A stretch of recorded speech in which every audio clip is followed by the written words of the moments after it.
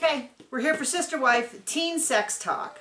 If that is not just get you already all excited and tingly about this episode. That sounds like the grossest I told you. Season title 3, ever. Episode 2. I told John before we started this, I'm like, this is the most... This is not it's the most worstest episode ever. It is the most... it is not the worst sex talk he does. I think that's when he talks about the hormones in the mouth. But this is pretty bad. It actually ended up not being that bad. It's a very, very short episode. I'm going to get this out of the way right at the beginning because it pains me to say anything nice about Robin. But the only time we see Robin this episode is that she's worried she's had a miscarriage. No, we also see her in the sex talk about how she hoes about. Well, we will leave that jump scare for later. Okay, but we'll get there. But I'm saying they worried she's a miscarriage. They check for the heartbeat. To me, it looks like she's early enough along. When I went to an OBGYN to have stuff checked, at that stage they would use an internal ultrasound, specifically because it's hard to get any accurate readings using the external ultrasound, like the kind that they put on your belly. A lot of women don't even go to the doctor that early. I did because I was a high risk and... Geriatric? Not only because I was geriatric, but because I was infertile. And then later on, because I had multiple miscarriages. But, you know, when I called the first time to say, like, hey, you know, they were like, oh, we don't even see people until, I can't remember how many weeks it was. And I was like, well, I'm old and I've been infertile for years and years. And they're like, oh, okay, we'll get you in right away. Come in, madam. Don't forget your walker while you're at it. But anyway, it cuts on it ends on like a cliffhanger. They can't find the heartbeat. That's the end of the episode. We know that she's fine, so we'll get that out of the way. Okay, so the episode actually starts not with the sex talk, but with their new venture. Now, I did not remember this, that Cody pitched this as, oh, Mona's been asking me, saying how great I'd be at selling real estate, so me... Janelle and Christine are gonna go. Christine has big, like, oh sure, this might be fun energy, but it's already like, so is this actually a good job? Because I heard the market's low, and how much schooling is there? And it does not surprise me in the least that Christine kind of never goes anywhere with this. Janelle... Or that Cody might be a good snake oil salesman. Right.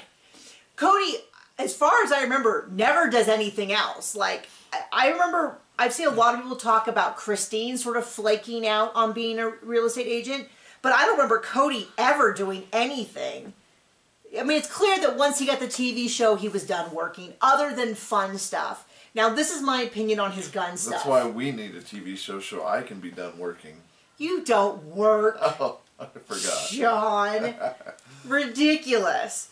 No, but people always talk about his gun stuff, and how guns are big business, which they are, so he's making millions, which is not inherently true. There are so many gun companies. All he does is sell Chinesium crap. He buys what many people do, cheap imports that people who are looking for high quality products aren't going to buy, and he's hoping to get someone who's lured over by the 50% off tickets. We've seen pictures of his stuff. We know enough about the industry. I know enough about the outdoor industry, John specifically about guns, to know that he's not selling the stuff that makes you a lot of money. And the stuff that we've seen weren't actually guns. They were gun accessories, meaning that he does not have... And no one with self-respect would put them on their guns. So there you go. Take that with a grain of salt. But I've seen a lot of people just say, like, and my impression of that is that this is a hobby business. This is like... I used to make glass beads I still do make glass beads. There's a difference between a hobby and a business and a hobby business. Well, I'd say that his was a hobby business. Okay.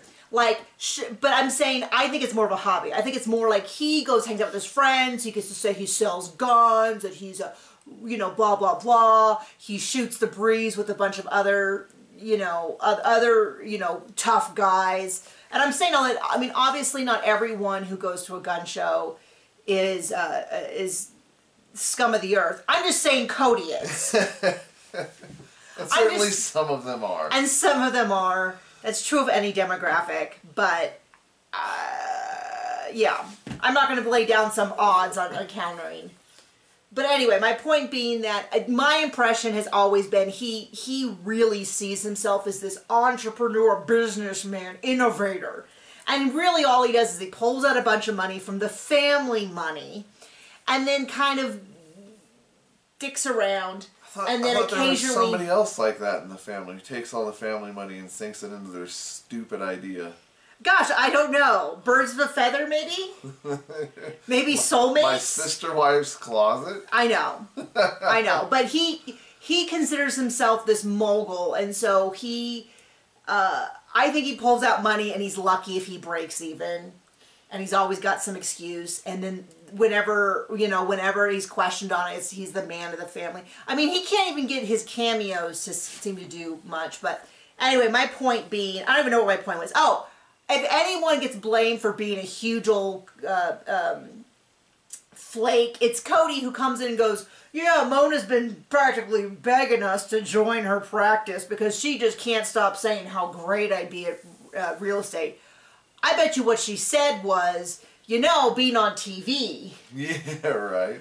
You could really raise our profile here, and if you want to, say, work for us and show us every single week on your show, that would be great.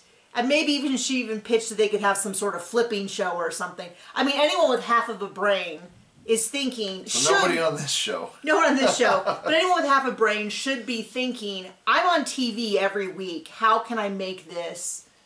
how can I transform this into making me money? I wonder why Sister Wife's Closet didn't take off. I mean, if you can have your feelings however you want about Bethany from Real Housewives of New York. But she made lots of money. But she made a lot of money on that skinny girl stuff. And every housewife since has tried, and they don't seem to really get that you have to have a product that people want. Oh, is that what it takes? Something you can slap your name on. It's almost like America likes to drink. Yeah, like anyone could go to the store, get skinny girl. I've seen it in multiple places. I've never bought it. I don't know if it's any good. She doesn't own it anymore, but like that's so much better. Like even Sonia's stupid toaster oven would have been a better choice if she had actually gotten it out. But the number of them who are like, I'm going to start a business that, like high-end parties. It's like, well, no. You need to do something like you need to make a party writing book that everyone can buy because your fans are not going to be spending $50,000 on a party. They will buy your $15 book as a sort of a novelty thing, which is also where Sister Wives Closet went sideways because I went there, 8 years ago. First of all, it took me months to actually get onto the website because it crashed every single week, which seems like the kind of thing like after it crashed the first week, you call them, you figure it out. My friend has we call it Zoe Bub because her name is Zoe and it's a play on Book Bub, which is a site that gives away free books. And she does this thing every 3 months or so where she gives away, everyone who wants to give away free ebooks, we sign up, you go to the website, the last one we did had literally 800 free ebooks you could download. That almost sounds like market saturation. It works. It still works, but anyway, you go and if you follow my author page, which is Nikki Haverstock on Facebook, I promote it every time. But it's mostly romance, but it has a lot of cozy mysteries and different things. But my point being, she has hundreds of thousands of people visit this website within a few minutes of when it's launched. Does it crash? It sometimes does. All the time? But the last time it crashed, she got it rerouted to a new platform within hours. And it hasn't crashed since. Almost like she's trying to make money. Well, she does make money, let me tell you. I'll tell you what, if you want to know who the real business moguls are, it's independent self-published authors. I know... Not us, unfortunately. Well, we are not yet. Our goal is yet, but I mean, this week alone, I've had clients making, we talk 7-figure authors, which means they're making $1 million a year on products that many of them, they alone do all the work. Like they are not, this is not like a business of 10 people. This is a business of 1. And like, yeah, you hire people, you hire an editor, you hire goals. But yeah, I know, goals. Just so you guys know, my goal is... We'd like to be... I'd like to be a 4 or 5 figure author. We're a 4-figure author, stop it. Well, I'm a 5-figure author. But there's a big difference between a 5-figure author and a 6-figure, and then a 100-fold, I guess, is the difference between a 5-figure author and a 7. I'd like to be a 7-figure YouTuber, a 7-figure author, and hope in one hand and I know. Well, in the anyway, other. I forgot where I was going with all this. Oh, you had a point? Probably not. So to find a new thing, I don't. Oh, well, my point was, if you wanted to fix the website, you could have fixed the website. It should have only crashed once, Well, and then the next if we know anything, Cody and Robin, 2 heads together, maybe in this case, aren't better than just one. No, they're too busy servicing each other as customers and pencil wetting and all that. My best customer. But my point was that when I did finally get on the website, there was nothing that I could easily buy, like I've watched polygamy, like keychain for $15 that's made for $2. What was for sale on that stupid Really, site? really expensive, ugly jewelry for hundreds of dollars. Or just stuff you could buy from any store that had no sister wife branding. Like, I'm not going to buy, like, kitchen towels. Do you think it was made from child labor? Because if anyone cornered the market on that, it would be that family. Probably, overseas, but it looked like it was just kind of like drop ship stuff. Like, it was just standard stuff that wasn't cute enough or cheap enough to justify. And if I'm buying something from their store, kind of as a lark, because it's going to be to make fun of them. it would be. It should either be. It should have something on it. Anyway, Mary has already said she doesn't want to do it. They say Robin has morning sickness, and it's like we've ever seen Robin show up for a job at any point. Christine. Well, if Cody's her best customer, then her job is Cody. Gross. Yeah, that is true. A lot of people make fun of the sister wives and the kids wearing the multiple layers, the long stuff under the short stuff. I will say that was kind of a style. There was a style around that time, which was like, I wore it in the reverse order. The tank top with like the skinny shirt over it and then the other shirt over it. Sometimes you'd be wearing, especially stuff from like Hollister and American Eagle and Abercrombie and Finch, was so thin that you had to wear 3 or 4 of them. But that was a big style for a while, so I don't normally make fun of them for how they dress like this. But Christine is wearing this long sleeve shirt that is like tight. Do you think it was a medicated shirt? We're making fun of, there's a guy who had a medicated sock on Love in Paradise. That's what he said. He kept saying it was medicated. It's not. It's a medical sock, but it's not medicated. But it was. It did look like some sort of compression garment you would wear after, say, like a breast reduction. Like, it was so unflattering. And then it perfectly matched the color of her pants, which made it look like she was wearing like maybe a beige wetsuit. It was very, very bizarre. I couldn't stop looking at it. So Christine, Janelle, and Cody go set up an open house. They're an absolute, 3 stooges, sort of. This is not that complicated. They put out 2 signs, they hung a banner. It somehow had to involve Christine going up on his shoulders. It was just ridiculous. Janelle looks genuinely excited. Christine kind of seems like, I'll show up for this, and Cody's like talking a big game and then never shows up again, which is absolutely him. Shocking. So he's like, and Christine's already like, so how long how much schooling is there? She went in looking for the exit. Yeah, she already went in. Janelle's really excited because she's like, and they're like, we need to find something that we can do around our hectic schedule. I'm like, this is, what they're saying is a job I can do when I'm mostly filming and dicking around on TV, and I can occasionally show up and pretend I work. I do think that it's likely that Janelle does genuinely want a career, but it doesn't seem to have worked out that way. Just spoiler alert.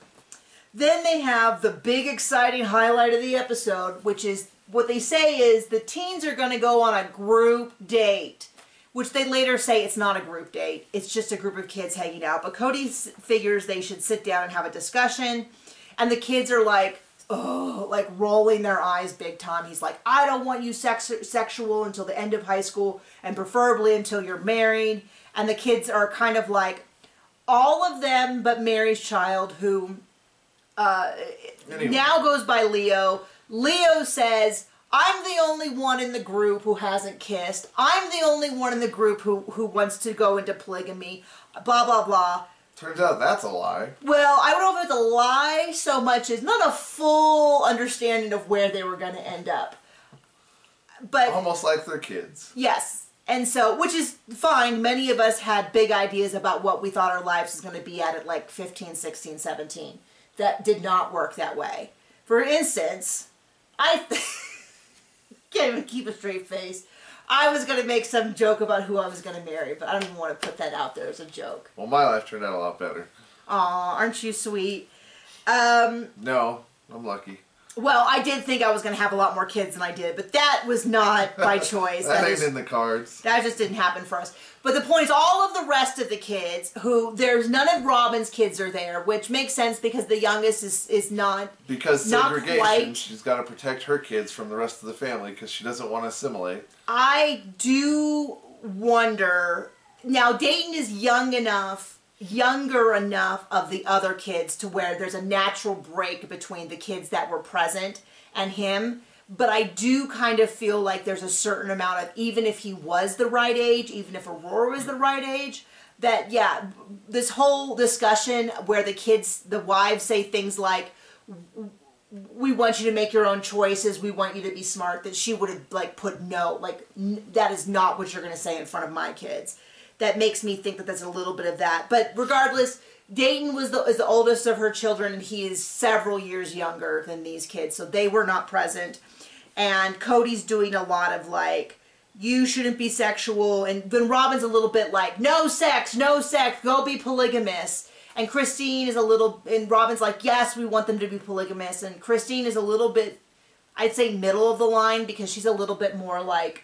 So Robin wants them to be polygamous, but she's not anymore. She's not anymore, but at the time she was. I think there's a word for that. Well, my thing, if you're going to call her a hypocrite, it's because the whole way through she kept talking about this is what you do, lots of sacrificing, and then we never saw her sacrifice once. It was only shows its stripes. It was only Mary, Christine, and Janelle and their kids who did a lot of sacrificing. And she always had a need for things. I need this, I need that, I need a baby, I need my own place, I need a 10-day vacation, I need. But when Christine said she needed something, it wasn't given because she's selfish and she's jealous. Yeah. Yeah. But we can go over that. I mean, I'm not going to say that every episode because... But anyway, Christine's attitude is, well, if none of our kids become polygamous, then did I raise them right, is kind of her point. You're going to check on someone? Oh. It's hot in here. So he turned on the fan and now he's protesting by throwing a hissy fit. Or sneezing. Hissy fit. Christine says her mom married at 17.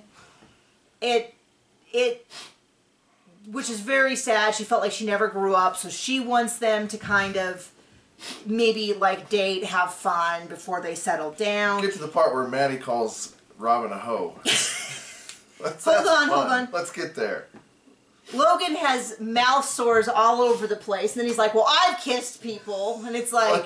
Honey, we can see. I don't know if that's from kissing or whether he has, I don't know. But it was sure funny. Fell down skateboarding, but it definitely made an impression. And then Maddie's like, well, Robin told us about all the men she's been with. And Cody's like, dated. And Robin's like, a single date. And I'm like, okay. I mean, we don't have confirmation other than the fact that she got pregnant out of wedlock. Which is scandalous. Which is not, scandalous for them. My big thing with that is the number of people I know who have gotten pregnant out of wedlock and then turned around and been the most judgy people ever. Where they're like, I can't believe she wore that. She looks like a whore. Like that kind of thing. And it's like, woman, we know where we can do the math on your child and your marriage. Like maybe you should use that experience to have some grace towards other people. Like, so I have no patience with that. I had a gal I was at a family Easter thing with I don't know where half of my family, and so Grandma goes, oh yeah, well when I was pregnant with so-and-so, before we got married, and she's like, one of her daughters was, you weren't pregnant before you were married. She looked at her and said, honey, are you kidding? Can't you do the math? My mom almost wet her pants. She found it so flippin' hilarious. Is that how they found out? That's how Annie Marg found out that that grandma had extramarital sex before she was married, and it was so scandalous to her. And she was like, I don't know, 45 at the time when she found out. Yeah, I've known many people who were like, what? 50% of our parents had this happen. No, but like I knew someone who did this, and she was going on and on about how it was so awful that women wore leggings. I don't like leggings as pants, but I don't judge people who wear them. I just don't want to wear them, and I don't think they necessarily look good. But it's not my business what you put on your body. I'm also not crazy about crop tops because I'm insecure about my tummy tum.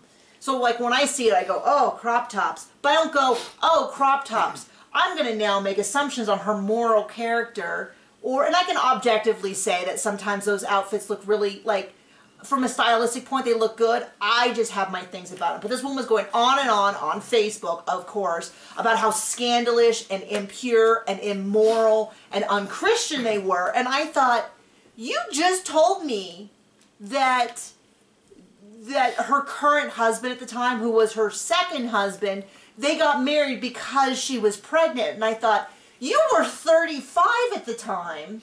You can't tell me that you were a young teen who didn't understand sex. You had 3 children, got divorced, got knocked up again. You don't get to talk about like teenagers, what they wear, and it being unchristian-like. Like, you guys need to, like, I'm surprised there's not a firebolt coming down through the sky, through your window, hitting you. All of that. Some people don't look in the mirror. Plank, splinter in the eye, all that. Anyway, so she's getting real judgy on that. The kids are sort of like, Maddie's like, I mean, kissing is a big deal, but it's not that big of a deal. I'm not going to wait till I'm married. And from what already was spilled by one of the teenagers, Maddie hasn't waited until she was married. Because they are all, it sounds like all of them have, except for Mary's child, Leon, all of them have dated, all of them have kissed, all of them rolled their eyes during this speech because they're like, yeah, they're like, before you go on this group date, we've got this talk. And everyone's like, yeah, we've had this talk. And it's not a group date. Or they go, yeah, I remember a year and a half ago when Dad was always at his girlfriend's house. Spending the night before they were married. I know, that's what got me the most. Almost like he just wanted to get his pencil wet. Was like, you know, don't wait until you're married to get to kiss. And I'm like, dude, you didn't. You did it on national TV before you married her, smooching and kissing and all that. So you, of all the people in the room... But it's different when he does it, Because much like everything else in this entire show, it doesn't count because Cody's got good reasons. If anyone should have given that talk, it should have been Christine, who didn't even kiss until they got married. We know Janelle was married beforehand. I don't know about Mary. Maybe Mary could have given the speech. Mary didn't look like she wanted to give the speech. But it was kind of like the biggest hypocrite. The person that they have all seen not uphold his rules gives the talk. It's like, yeah, you know, the guy here who's had more sexual partners than anyone else in the room. You know what I hear is super effective in parenting? What? Do as I say, not as I do. Yeah, kids love that. I mean, we only have a 6-year-old, but I'll tell you what he knows how to do. Everything we do. Pretty much. You know, he's like, oh, mommy stands on that? I'm going to stand on that. Daddy says that word? I'm going to say that word. Outing me, honey. You're outing me. No, he's actually not. He's not a big talker to begin with, which probably has saved us in many occasions. There was sure a month of time when he was 2 that damn it was his favorite word. Was it? Oh, I don't remember that. I blocked that out of my memory. Although they did say you can tell what we say at home because the teacher dropped something and he went over and he said, "It's okay, buddy. It's okay, buddy. We make mistakes." He did do that. Yep. And so that's kind of funny. Anyway, so then they cut to the group date. It's so cute because it was like 2011, so a bunch of the kids have like the bunch of the boys have the real long bangs that like come over their eyes. The emo cut. The emo cut. I'm like, that's so adorable. Does not look any way, shape, or form like a group date at all. It's like a whole row of girls and a couple of guys. I mean, if anyone was on a group date, it would have been Logan, because he was there with like 80% girls with like 3 guys. Father like son, I guess. And they all look alike, and they're all dressed alike. I mean, there was a couple of there that I was like, if you had told me, a couple of the girls, if you had told me, and one of the guys, if you had told me that that was a brown child, like one of the kids, I would have been like, oh yeah, no, that's the missing sister. Rosalind or something. Yeah, no, Rosalind, sure. That's Christine's second daughter, sure. Looks just like the rest of them. So they kind of make it, they keep setting up this like, we're in Vegas and everyone's so different. I thought, weren't a lot of the kids you went to public school with? I think Robin's morals fit in just fine there. John. John, listen to you. So they go, they talk about courting, and it's all very much like, oh, well, a lot of polygamous families do courting, which is where like you get to know each other and you're never alone and you're never unchaperoned. Is that where your mom sews you in a sack to spend the night? What? Didn't you ever hear that? They used what to are you talking about? sew the boyfriend into a sack at night. I don't know, colonial ages. You've never heard of this? I don't know what you're talking about. Hit us up in the comments if you are familiar with sleeping in a sack courting, whatever. Is this the one where they had like the sheet between them and it had a little hole and anything they could do between the hole was filled out? I've never heard of that. No, but no. Is this like soaking? Maybe. I don't know. We're way out of our depth here, and that's about it. Yeah, no, it's not a group sew them date. in a sack with the head able to come out and nothing else. Wait, are they both? Is it just both of them sewed into a sack? Who's to go to the bathroom? Just the male. Well, he's got to hold it till the morning. Oh gosh. Okay. I think this is something that you've made up in one of your weird YouTube videos or something. The thing about, they repeat themselves like 6 times. How many times did they say they don't want to do polygamy? They must have said it. They said it in an interview. They said it with their friends. They said it to their parents. They said it in a different interview. I mean, it is a 21-minute episode that could have been crammed into 5. I mean, the number, I was thinking for a 21-minute episode, they have a lot of repeats. You probably could have done the whole thing in 12, maybe 10 minutes, in terms of like, the kids don't want to be polygamous except one. The kids are already dating and kissing except one. They roll their eyes. Cody pretends to go get a job. Cody pretends to get a job. Janelle looks like she actually might want to. Christine is already looking for a way out the door. But I think Christine makes it a lot farther than Cody does. And there's a cringe sex talk. There's a cringe sex talk where Cody's like, you shouldn't kiss and have sex till you're older. And the kids are like, yeah, yeah, yeah. And then Robin's like, you shouldn't do that. You have to be a polygamist. And they're like, whatever, hoe bag. And then... and then they go out with their friends and they're like, we're not like that. And that was kind of it. Yep. Okay, we'll see you later. Bye.